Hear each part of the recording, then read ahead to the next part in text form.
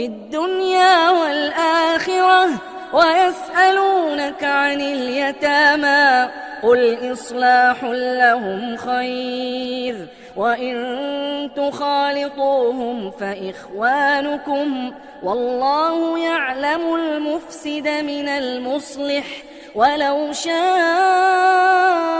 الله لأعنتكم إن الله عزيز حكيم ولا تنكحوا المشركات حتى يؤمنوا ولأمة مؤمنة خير من مشركة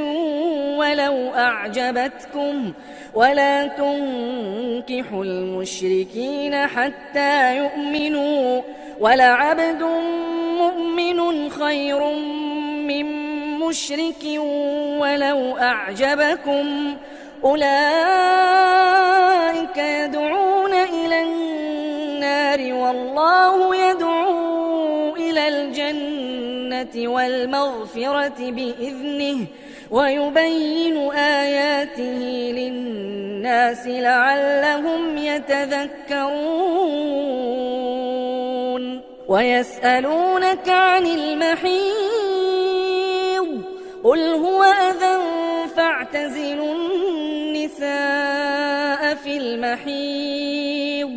ولا تقربوهن حتى يطهرن فإذا تطهرن فأتوهن من حيث أمركم الله إن الله يحب التوابين ويحب المتطهرين نساؤكم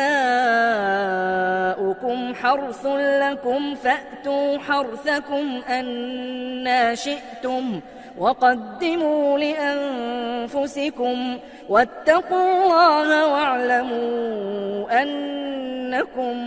ملاقوه وبشر المؤمنين